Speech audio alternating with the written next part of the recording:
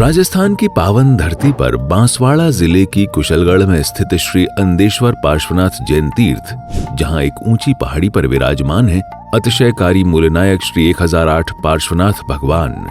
ये केवल एक तीर्थ नहीं, यह आस्था, करुणा और चमत्कार का जीवंत साक्षात केंद्र है। यहाँ मुख्य रूप से 18 इंच की भगवान पार्श्वनाथ की पद्मासन प्रतिमा विराजमान है। इसके साथ ही यहाँ भव्य 24 मान स्तंभ भी बना हुआ है। यह तीर्थ क्षेत्र लगभग 18 एकड़ में फैला हुआ है। कहा जाता है कि अनेक शताब्दियों पूर्व जब समीपवर्ती खेतों में किसान हल जोत रहे थे, तभी भगवान पार्श्वनाथ की अत्यंत मनोहारी, तेजस्वी और चमत्कारी प्रतिमा भूमि से प्रकट हुई। प्रतिमा पर किसी भी प्रकार का संवत, लेख या अंकन नहीं है। इस कारण जैन आगमिक परंपरा के अनुसार इसे भगवान महावीर स्वामी के पूर्व चतुर्थ काल की अत्यंत प्राचीन प्रतिमा माना जाता है। अचल प्रतिमा, अडिग परमात्मा। श्री संघ ने अनेक बार यह प्रयास किया कि प्रतिमा को अन्य सुरक्षित स्थान पर विराजमान किया जाए, परंतु जितने भी प्रयास हुए, भगवान अपनी उसी देहरी से कभी हिले ही नहीं। यह स्पष्ट संकेत था कि परमात्मा स्वयं यहीं विराजना चाहते हैं।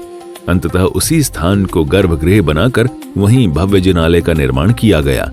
आज इसी कारण इस तीर्थ पर 2 विशाल प्राचीन जिनालय सैकड़ों वर्षों से श्रद्धा का केंद्र बने हुए हैं। एक समय कुछ लुटेरे चोरी की नीयत से मंदिर में प्रवेश कर गए। उन्होंने भगवान के छत्र व आभूषणों पर हाथ बढ़ाया ही था कि वे तत्काल अंधे हो गए।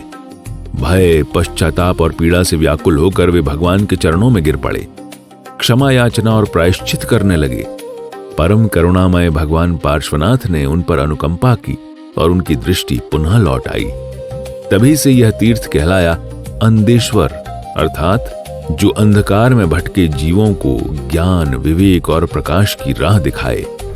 आज भी ऐसी अनगिनत मान्यताएं हैं कि जिनके जीवन में कष्ट, रोग या मानसिक पीड़ा है, जिन पर अज्ञान या निराशा का अंधकार छा गया है, जो मार्ग भ्रष्ट हो चुके हैं, यदि वे सच्चे भाव से श्री अंदेश्वर पार्श्वनाथ भगवान के दरबार में भक्ति, आराधना और समर्पण करते हैं, तो उनके जीवन में पुण्य, शांति और प्रकाश का उदय अवश्य होता है। यह एक तीर्थ नहीं है, यह आस्था, आत्मशुद्धि और मोक्ष मार्ग का एक जीवंत साक्ष्य है। आप भी यहाँ आएं और इस अद्भुत तीर्थ के दर्शन करें।